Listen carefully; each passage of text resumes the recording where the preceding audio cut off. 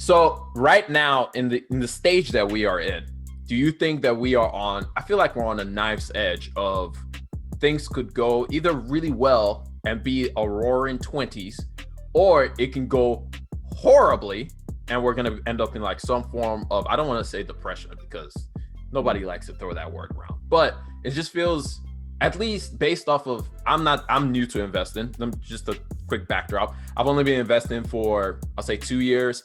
And most of what I've been reading, a lot of books from like Benjamin Graham and all these dudes that in the old days. And I'm like, do they still matter? Or are we in a new age of investing where some of the fundamentals that I've been reading about and trying to understand don't matter anymore? So I don't know, like, are we at that point where we're starting to either, as Ray Dalio calls it, the debt cycle is ending and we're entering into a new age, or I don't even know. Like, just give me a quick rundown of where you think we are right now in the economy as a whole. Yeah. So actually, I wrote this piece about this 2 weeks ago called the meme markets, like the stock market. I saw that. And I I read think, that. yeah, and so that's what I think is kind of going on, is that we've memeified everything and we've created like this almost a speculative bubble because we have so much access to information. Yeah. And you're able to have access to trading, you're able to have access to like TikTok and stuff. And so because of that, we naturally enter this phase of the markets where people are pumping up different things because it's this get rich quick mindset coupled with this accessibility to markets that we've never really had before. And I think like one thing I'm really bullish on is sort of this creator economy. So I don't know if it's like a debt cycle, but I just think that people really want to start working for themselves. And the stock market is reflecting that. Like, people are just like, how do I make money? How do I figure this out? And we're not really taught about that in school. Like, we're not taught how to invest. And so it's just naturally human curiosity is taking hold. And because of that, we're sort of in a speculative frenzy that I don't know if we've ever seen anything quite like it before. We've seen iterations of it, but I do think that this time around there's just so much of it, right? That's like true. Everywhere you turn, there's some new tool to speculate upon. So, and it's going, like you said, it's going so fast. It's like, it usually takes years to get to the point where like things get so extravagant. But like right now, it's like NFTs, for example. I mean, NFTs were around for a bit, but it wasn't really like anybody paid attention to it. But now it was like, okay, we all pay attention to it. And then it explodes. And it's like, wait a minute. Shouldn't we have like some kind of ramping up phase? It's like, there is no ramping up phase. And I think, do you think that information being so readily available and being literally at the tip of our fingers plays a role into this whole thing? Oh yeah, I think Robinhood accelerated a lot of this, just making trading so accessible. Because all you have to do is download the app and you have to select what type of investor you are, and then you're good to go. That's it. It's like everything is one stop go. It's just like there's no pause. There's no like any type of like, okay, let me think about this for a second. It's just like right into it.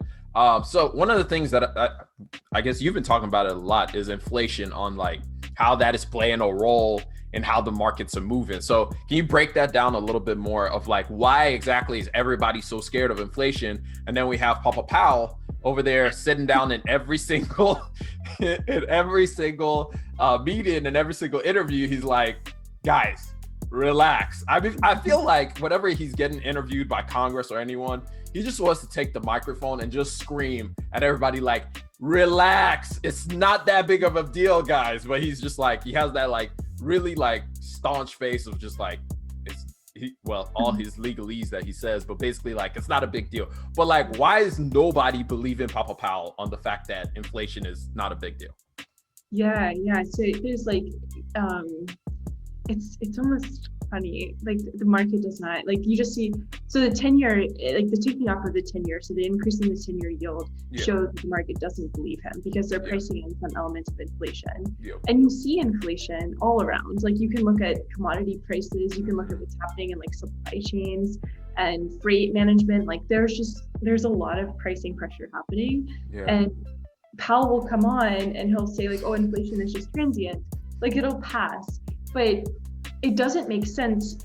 When I got really frustrated with it was they had estimates that GDP growth was going to be 6%, greater than 6%, but no inflation. And it's like, that fundamentally, you cannot have one of those without the other. Like, there has to be some element of inflation if you're going to be growing that quickly. Like, it's completely unavoidable.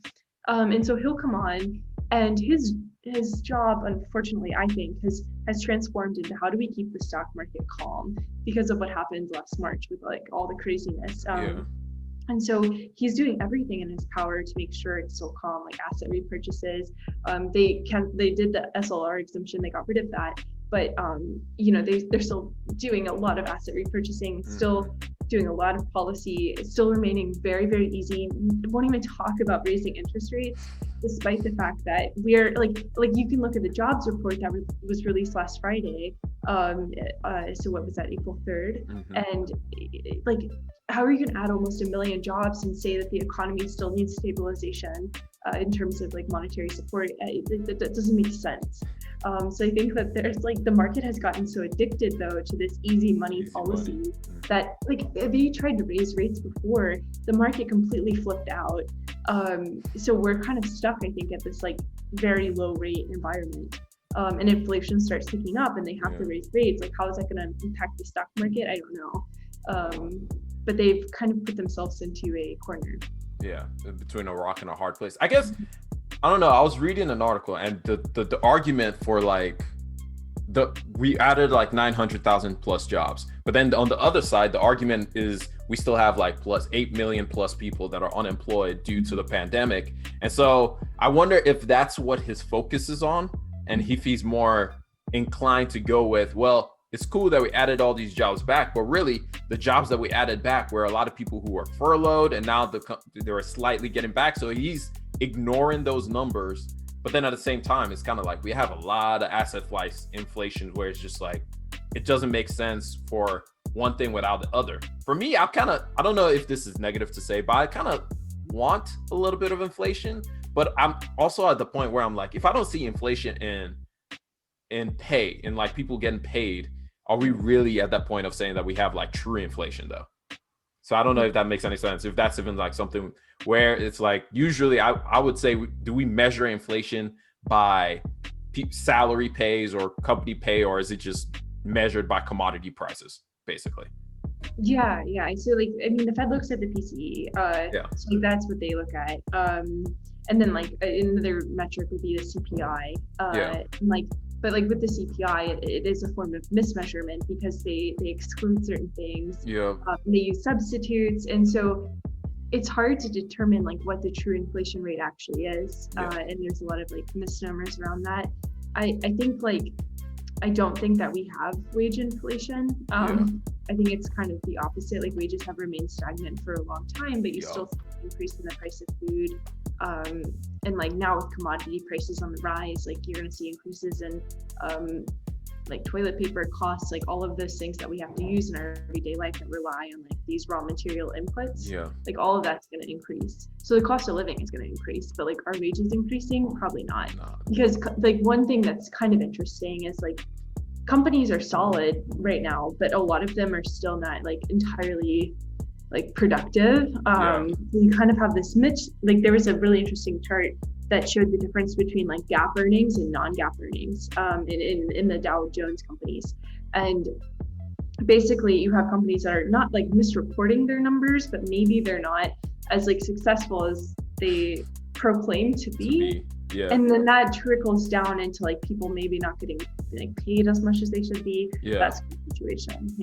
Yeah, that makes sense. I mean, even speaking to the non-GAAP versus GAAP, are we seeing a lot more zombie companies where because of the recent just pumping of money into the system, there are a lot of companies that should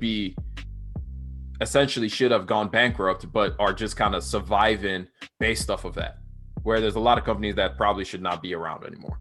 Yeah, I mean, I think what the Fed did with coming in. I hope you enjoyed that little snippet of the Rambling Mind podcast. If you want more of the Rambling Mind podcast, or if you want to listen to the whole episode that you just heard, go check it out on any podcast listening platform, whether that be Anchor, Spotify, Google Podcast, Apple Podcast, Breaker, Stitcher. I could go on, but you guys already know which podcast you love to use to listen to. So go check it out. Link down in the description as well. I'm going to catch y'all later. Peace.